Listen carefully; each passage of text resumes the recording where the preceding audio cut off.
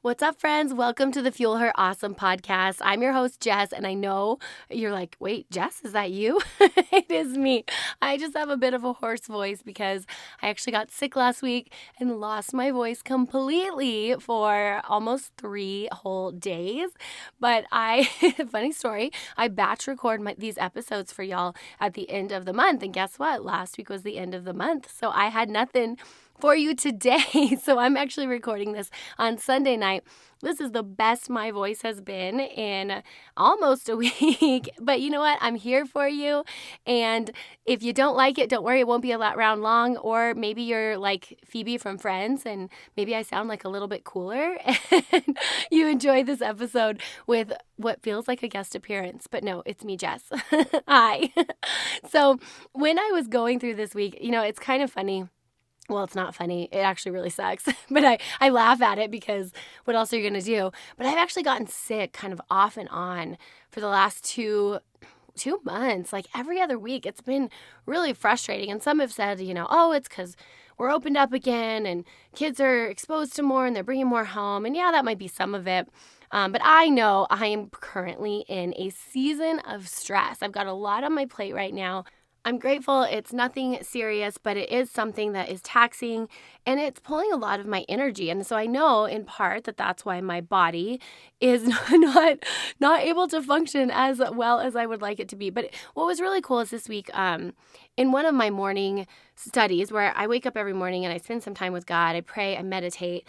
And this practice is something that really served me well this week. I was really grateful because God spoke to me and he shared with me this concept that, we go through different seasons. We go through seasons of stress and seasons of growth. And it's important that we recognize which of those seasons we're in and act and set goals and maneuver our life accordingly to what season we're in. And one of the best things that it said in this study I was reading was that, when you're in a season of stress, you're kind of in survival mode. Like you're taking each day as it comes and you're just doing the best you can. And you need to recognize that and do the best you can and be at peace with that.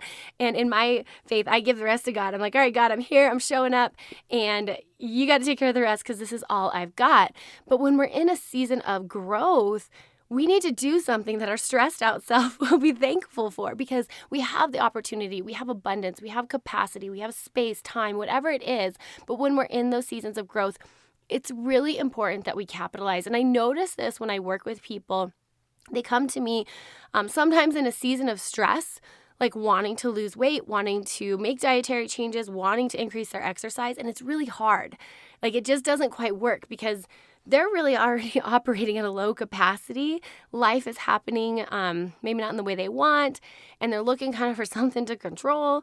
And food is usually our go-to. So sometimes in that case, my job is helping those clients understand that they are in a season of stress, how they can prioritize nutrition to do the best they can do, right? For the season of life that they're in. Then I work with these clients that are in the growth season and they're ready and able. And that's when we can implement discipline and we can start to make some of these healthy changes that will serve our stressed out self. So I was thinking this week, okay, dear healthy growth season Jess, thank you for some of the stuff you've done because here I am in a stress season and I will tell you some of the disciplines that I put into practice when I was in a growth season, which wasn't that long ago, have really served me over this last couple months in this season of stretch, this season of stress. Some of the things I had really worked on this last year back in 2021 was getting my sleep schedule down, knowing what supplements I need. I know I take supplements to sleep. I have weird sleeping problems. What supplements I need to take, what time I need to go to bed. I have to implement some discipline and do some reading instead of always watching Gossip Girl, which I love to do before I fall asleep. I've learned I have to be on a routine.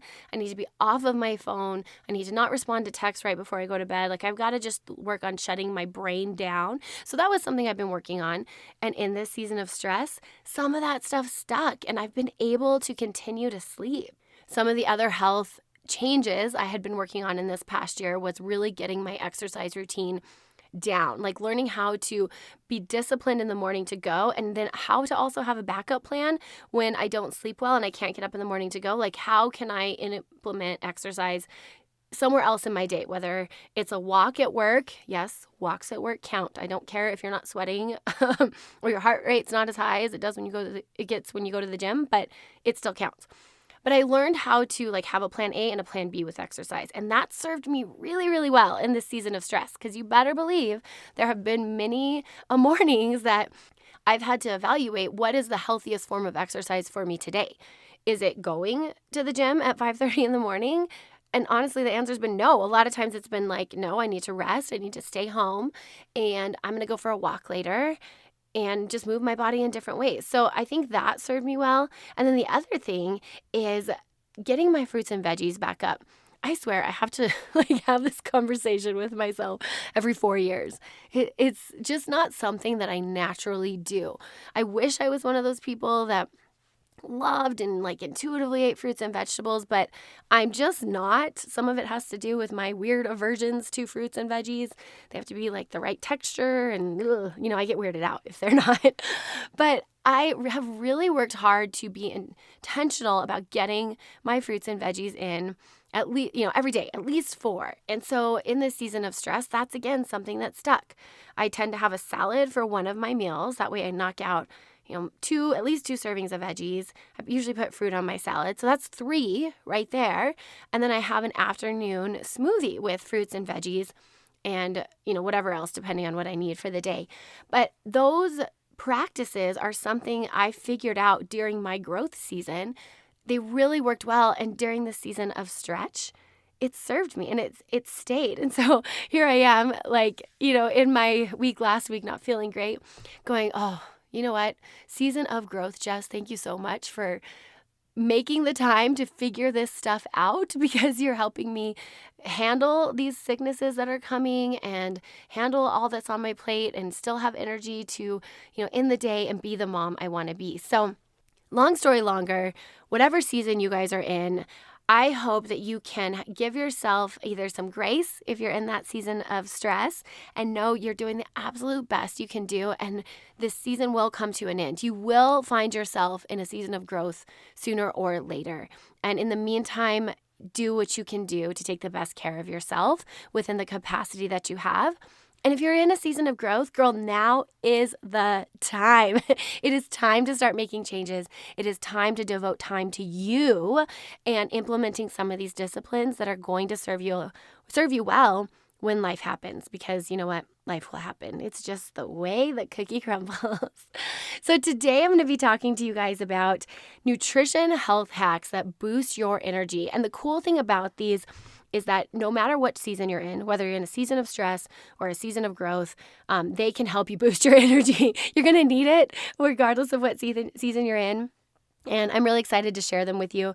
Nutrition, as y'all know, is something I love to nerd out about. And when it comes to some of these energy hacks, we can literally biohack our body. We can help our body boost energy and feel more empowered and stronger, really to handle everything we got on our plate.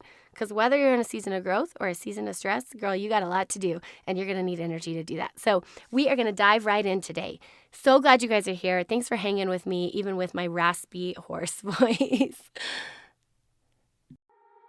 Hey friends, I just wanted to hop on here real quick and say thank you. Thank you for your support. Thank you for your reviews. Thank you for sharing this podcast. Thank you for purchasing products off my website. Thank you for buying supplements through my online dispensary. Thank you for the messages telling me how this has impacted your life. All of that, it keeps me going. It allows me to continue bringing you guys free content, which I absolutely love to do. There is really nothing I love more than coming in here in my closet, next to all my favorite shoes, and talking to you guys. It means the world to me that this podcast gets to be a catalyst for you guys changing your lives. And by you leaving me reviews, sharing this, sharing it with your friends, supporting the products that support this podcast, it means a lot to me. So I wanted to say thank you. Thank you guys for sharing your inner awesome with me, and know that I am super grateful.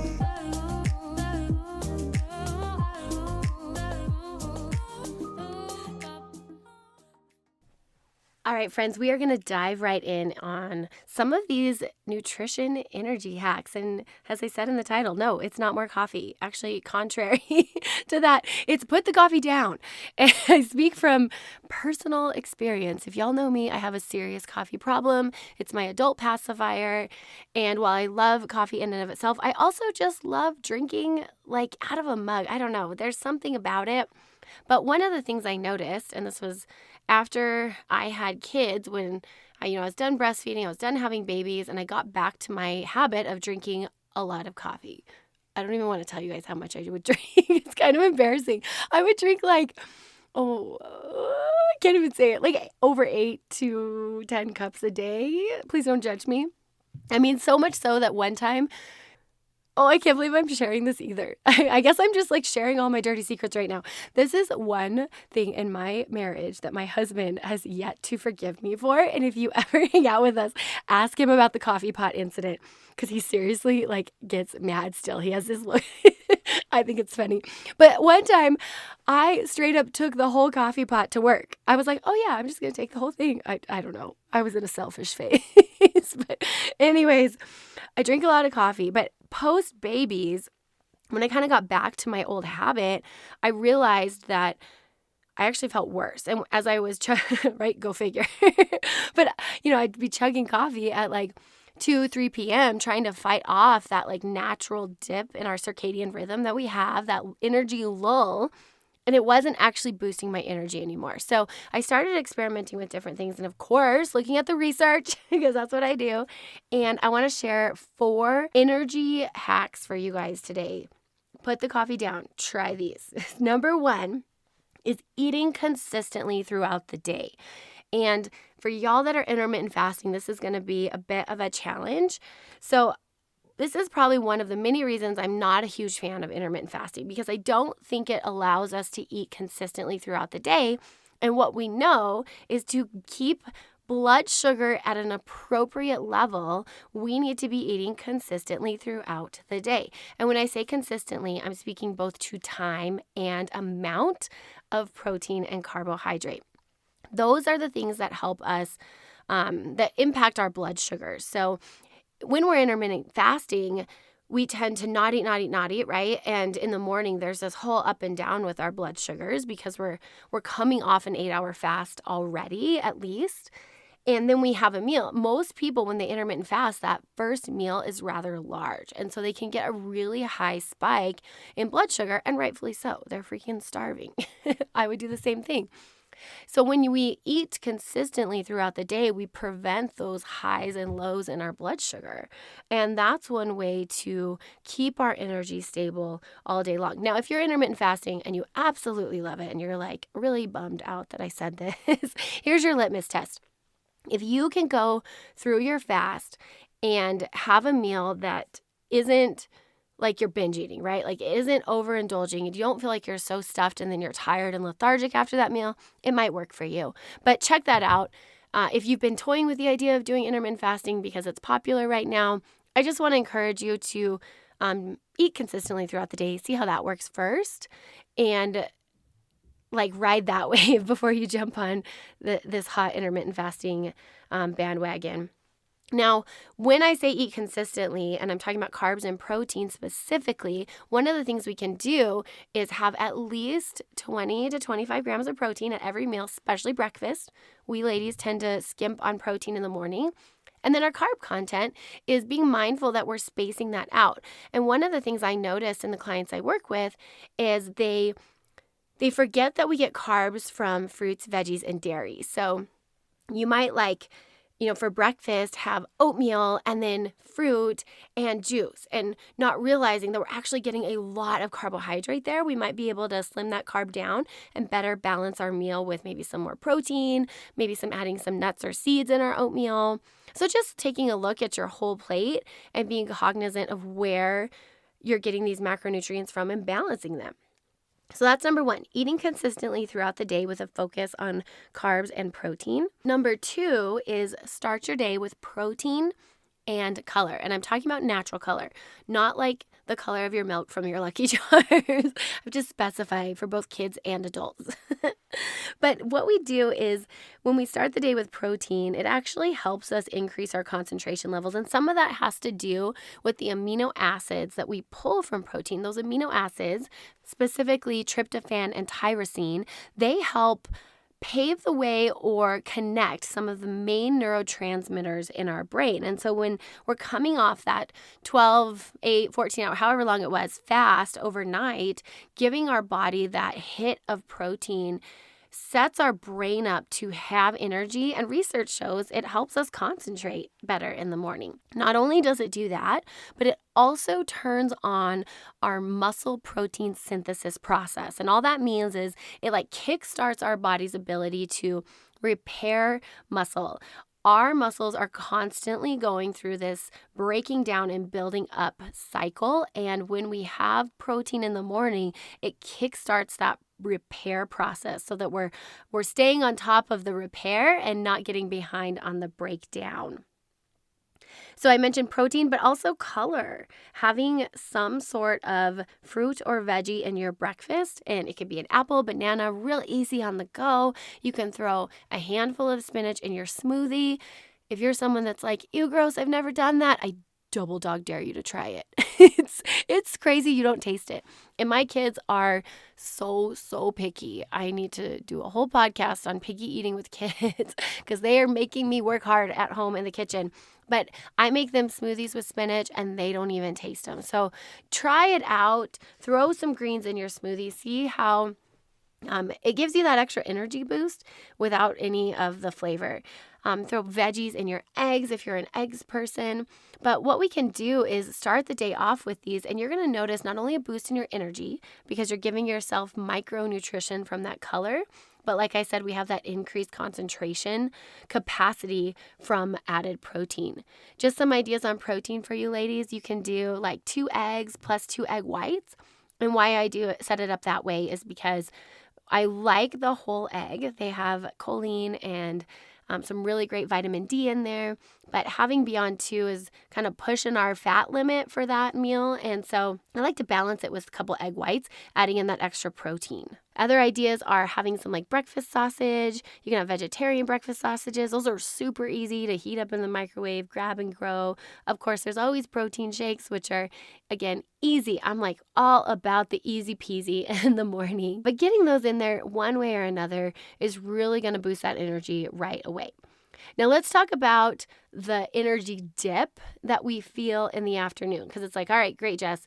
You talked about keeping my energy level throughout the day. Now you're going to help me boost it in the morning. But what about that dip you feel between about 2 and 4 p.m.?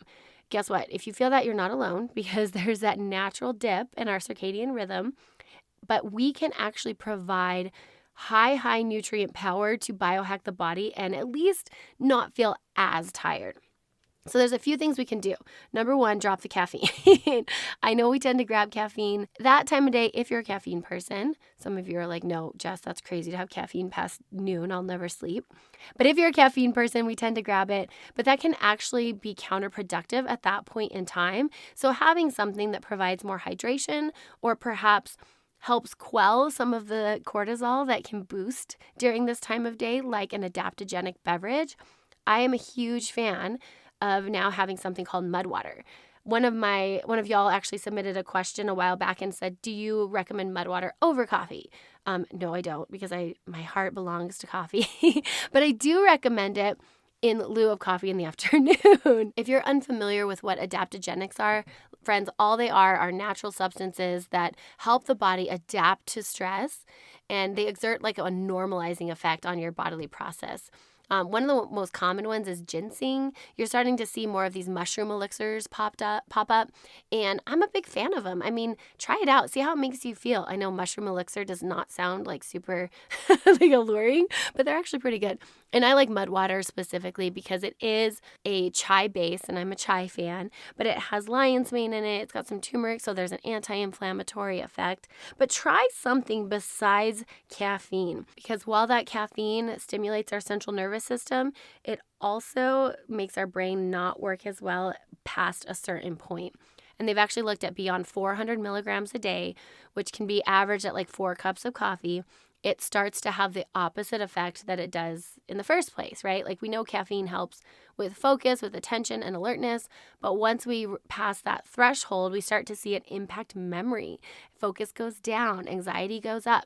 So really switching for something that doesn't work against what we're trying to fight at that 2 to 4 o'clock hour. And the other thing you can do is add something with nutrition.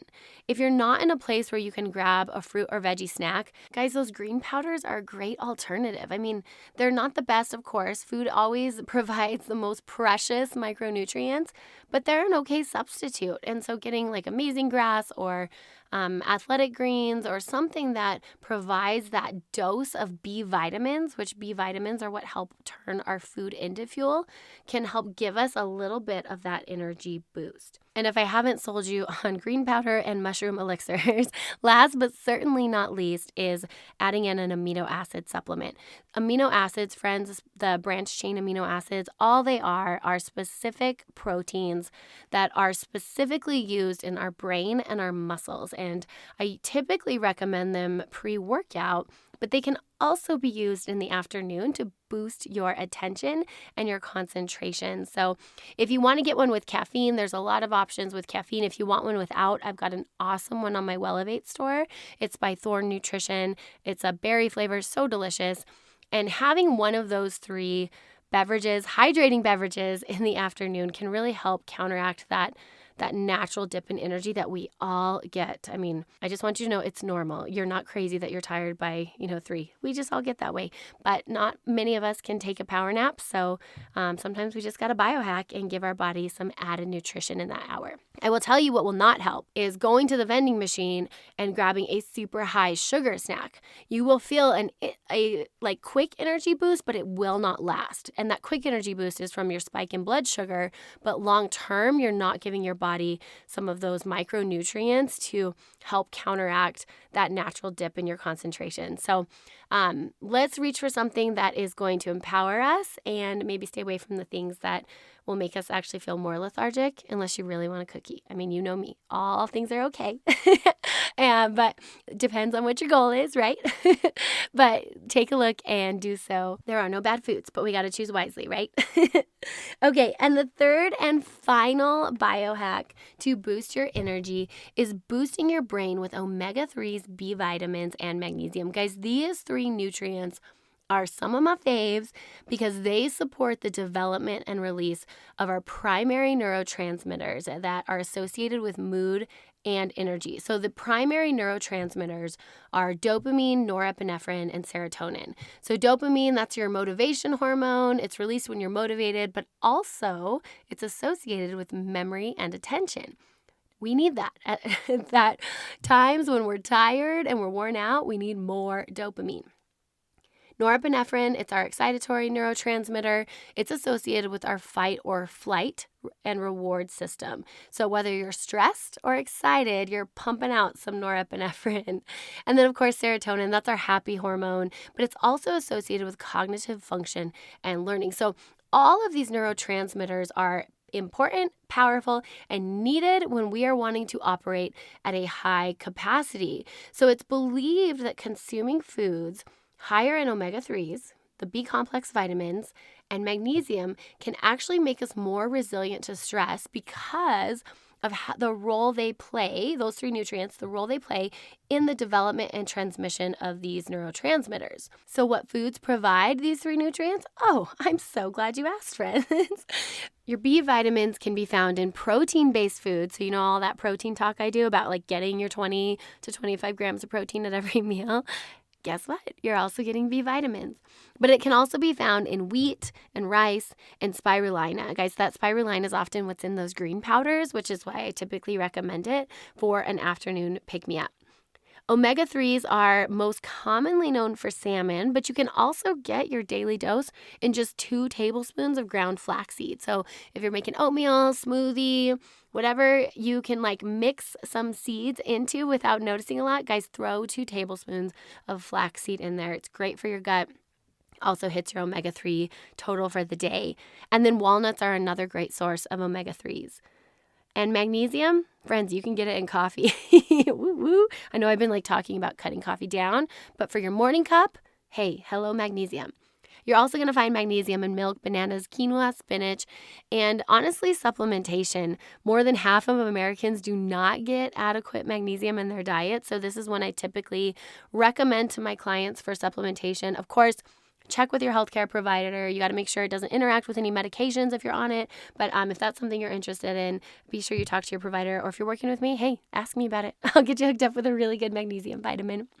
All right, friends, so to recap today, to biohack and boost your energy, I want you eating consistently throughout the day, making sure you're providing your body with both carbohydrate and protein at all those meals and snacks that you're having. Start your day with protein and a dose of natural color. Add in something to combat that natural dip between 2 and 4 p.m., whatever floats your boat, right? I've mentioned mud water, which I have a link to that on my website. You can also check out Amazing Grass, which can be bought at many of your local stores, or adding in an amino acid, which again, I have an awesome one that I recommend on my website. And last but certainly not least is having foods that provide omega-3s, B vitamins, and magnesium. Sisters, I am so grateful for you tuning in today and hanging with me. Whatever season you are in, I am sending you so much love and hoping that you give yourself that same love and do the best you can to take care of yourself in the season you are in. I hope you like these energy hacks. Try all of them. Try one, whatever you like. But either way, let me know how it goes. And if you guys enjoyed this episode today, please take a minute, leave a review, shoot me a message. Just give me some feedback because hearing how this impacts you is such a gift to me.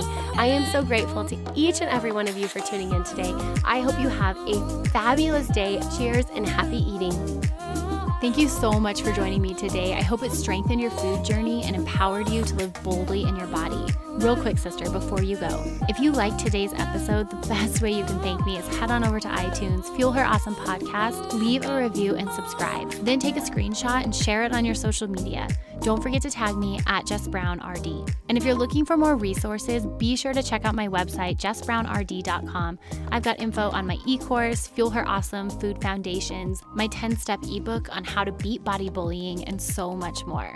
I cannot wait to chat with you babes again. Until next time, cheers and happy eating.